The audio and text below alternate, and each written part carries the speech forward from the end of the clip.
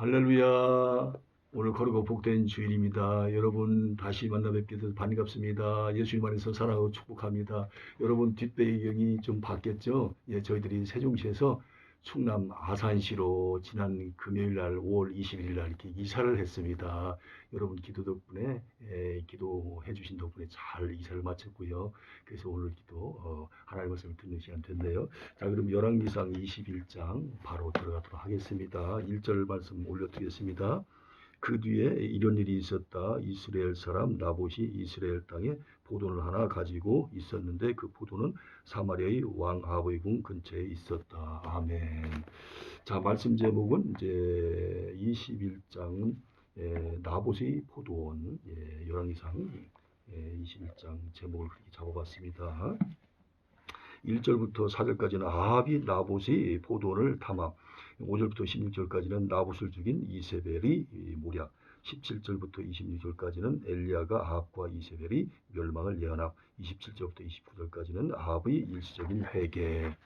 자, 본장의 계율을 봅니다. 아람 왕 베나닷과의 싸움에서 두 번이나 승리한 후에도 결국 하나님의 뜻을 어기고 베나닷을 살려주었던 아합은 본장에서 이스라엘이 자기 궁전 가까이에 자리 잡은 나봇의 포도를 탐내게 됩니다. 그러나 나봇이 조상으로부터 물려받은 기업을 왕에게 줄 수 없다고 거절하자 아합은 낙담에 빠지고 맙니다. 그때 그의 아내 이세벨이 흉계를 꾸며서 나봇을 죽이고 아합에게 포도원을 취하도록 하지만 엘리야 선지자가 나타나 그들이 살인과 강탈을 책망하며 그들이 비참한 최후를 받게 될 것이라고 예언합니다. 야, 한날의 왕이 됐는데도 이렇게 또 나봇에 또 이렇게 제사를 또 탐하는 걸 보면 참 이해가 안 되죠. 그런데 특이한 점은 아합이 너무도 충격적인 엘리야의 선언에 스스로 겸손한 태도를 취했다는 사실입니다. 따라서 하나님께서도 엘리야에게 그 심판을 그 아들의 시대로 연기하시겠다고 선언합니다. 27절에서 그렇게 이제 겸손한 태도를 좀 보이죠. 이제 1절, 2절 말씀을 가지고 나봇의 포도원을 탐내는 아방의 죄는 무엇인지 그걸 알아보도록 하겠습니다. 아람 왕 벤하닷을 살려주고 선지자의 책망을 받은 후 답답한 마음으로 사마리아의 궁전에 돌아온 아합은 여름 별궁이 있던 이스라엘에서 휴식을 취합니다. 자, 이스라엘에 여름 별궁이 있다는 거죠. 그러던 중 그는 자기 궁전 가까이에 있는 한 포도원을 탐내게 되는데 그 주인은 나봇이었습니다. 그 유명한 나봇입니다. 그런데 아합의 욕심은 이웃의 소유를 탐내지 말라는 10계명의 제10계명을 명백히 위반한 것입니다. 뿐만 아니라 나단 선지자의 비유 사무엘하 12장 1절부터 6절에 나와 있지 않습니까? 그 비유에 나타난 것처럼 양과 소가 힘이 많은 부자가 가난한 자의 하나밖에 없는 암양 새끼를 빼앗는 것과 동일한 심사입니다. 그렇게 재산이 많은데 세상에 그 양 한 마리까지 뺏는 그런 것 같은 그런 내용이다 그 말이죠. 비슷한 내용이다. 물론 아합은 나봇에게 결코 그냥 달라는 것이 아니라 보상으로 더 좋은 포도원을 주든지 돈으로라도 주겠다고 그렇게 말했지만 실상은 탐심이 가득한 아합이 입에 침도 바르지 않고 한 거짓말임을 이 사건의 진행 과정에서 충분히 찾아볼 수가 있습니다. 그러니까 립서비스 차원에서만 했다는 거죠. 그러니까 이번에는 이제 3절 말씀을 가지고 나봇이 아방의 요청을 받고 취한 태도를 살펴보도록 하겠습니다. 나봇은 조상으로부터 물려받은 기업을 왕에게 주는 것이 하나님이 금하시는 바라는 모세의 율법에 근거하여 아합의 요구를 거절합니다. 그 율법이 레위기서 25장 23절부터 28절 그리고 민수기서 36장 7절부터 9절이 나와 있거든요. 이것은 왕의 명령보다 하나님의 명령을 귀중히 여기며 현재의 행복보다는 영원한 축복을 사모하는 나봇의 아름다운 신앙 인격을 보여주는 그런 거절이었어요. 그래서 이스라엘 백성들에게 있어서 기업은 하나님의 축복과 은혜의 상징이었음을 우리가 이제 알고 있지 않습니까? 이와 같이 신자는 하나님이 원하지 않는 것은 과감하게 거절하고 반대로 하나님이 원하시는 것이라면 어떤 희생을 치르더라도 복종할 수 있어야 합니다. 자, 이번에는 4절 말씀을 가지고 나봇의 거절을 받고 아합 왕이 취한 태도에서 신자가 경계해야 할 점은 무엇인지 그걸 알아보도록 하겠습니다. 아합은 나봇이 명백한 하나님의 계명과 율례에 근거하여 자신의 요청을 거절하였음에도 불구하고 또다시 답답하여 이제 누워 식음을 전폐를 합니다. 밥도 안 먹고 물도 안 마셔요. 이것은 아합이 하나님의 계명과 율례까지도 자기 마음대로 고칠 수 있는 방도를 찾으려고 애썼음을 보여주는 것이라 그 말입니다. 실로 아합은 하나님께서 주신 바 은혜에 자족할 줄 모르고 감사할 줄 모르고 오직 자신의 탐욕만을 충족시키려는 세속적인 욕망의 노예가 된 것입니다. 따라서 성경은 우리 모두에게 욕심이 잉태한 즉 죄를 낳고 죄가 장성한 즉 사망을 낳느니라. 야고보서 1장 15절 나와 있지 않습니까? 그것을 이제 이런 말씀을 통해서 우리에게 경고하고 있지 않습니까?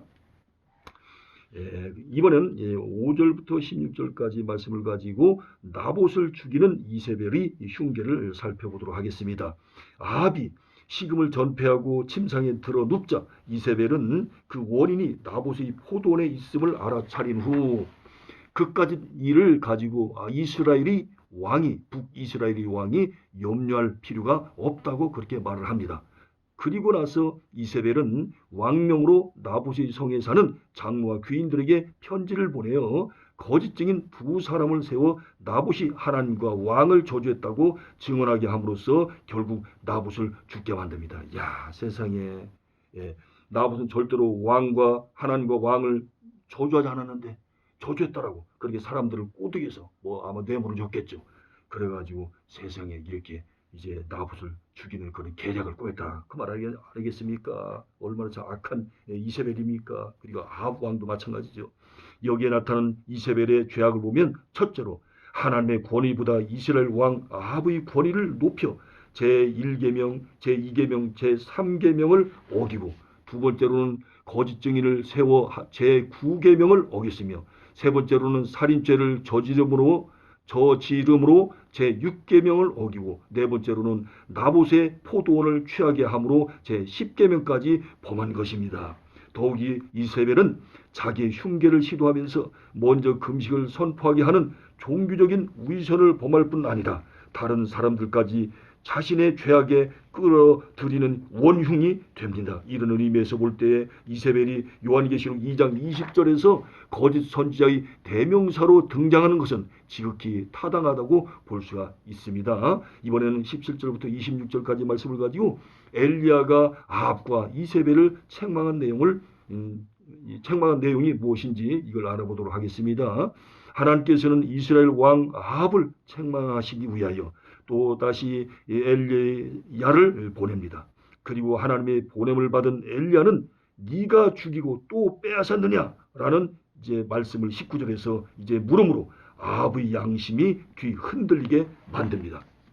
그리고 나서 엘리야는 아합과 이세벨에 대한 하나님의 진노를 선포합니다. 그 진노를 선포하는 것을 보면 첫째로 개들이 나봇의 피를 핥은 바로 그곳에서 아합의 피 또한 핥을 것이라고 19절에서 그렇게 말씀하고 있습니다.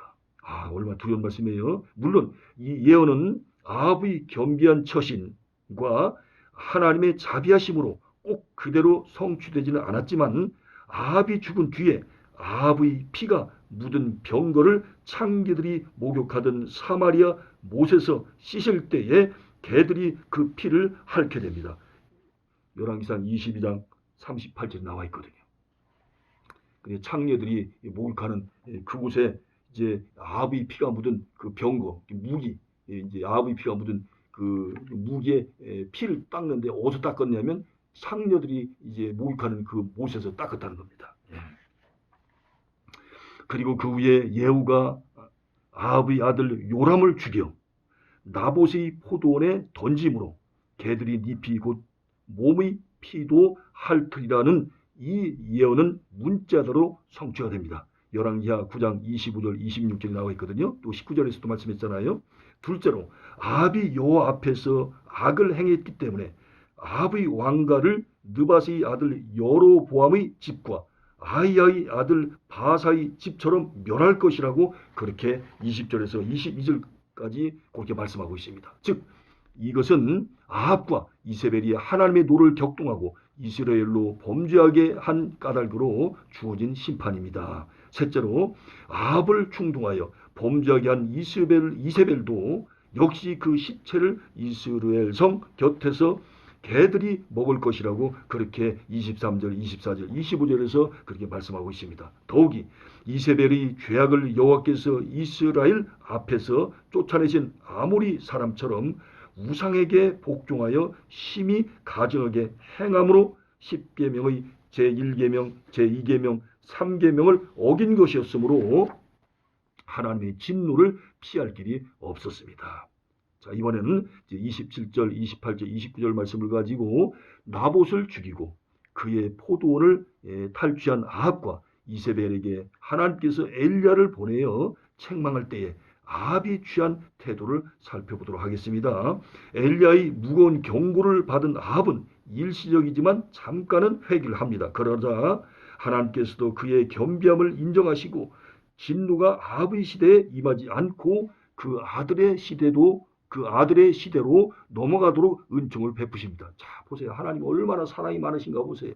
그렇게 아합 왕이 악한 왕임에도 불구하고 하나님 말씀에 불순종할 때가 얼마나 많습니다. 거의 뭐 대거 다 불순종했잖아요. 그런데 조금 회개하는 모습을 보였는데도 그걸 하나님께서 기억을 하시고 은혜를 베푸시고 자비를 베푸시는 거 보십시오. 하나님의 마음이 얼마나 넓고 크고 깊다 하는 것을 다시 한번 볼 수 있지 않습니까? 여기에서도 우리는 진노 중에도 긍휼을 잊지 않으시는 하나님의 오래 참으심을 볼 수가 있습니다. 하박국 3장 2절 한번 말씀 참고해 보십시오.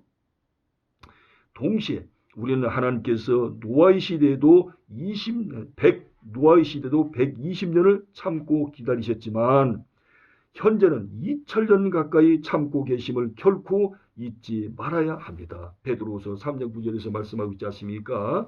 다시 한번 이 말씀이 너무나 귀하기 때문에 다시 한번 읽습니다. 동시에 우리는 하나님께서 노아의 시대에도 120년을 참고 기다리셨지만 현재는 2000년 가까이 참고 계심을 결코 잊지 말아야 됩니다. 아멘. 여러분, 저희가 이제 이사를 했기 때문에 오늘 조금 속도를 좀 빨리 냈습니다. 여러분 너무 죄송하고요.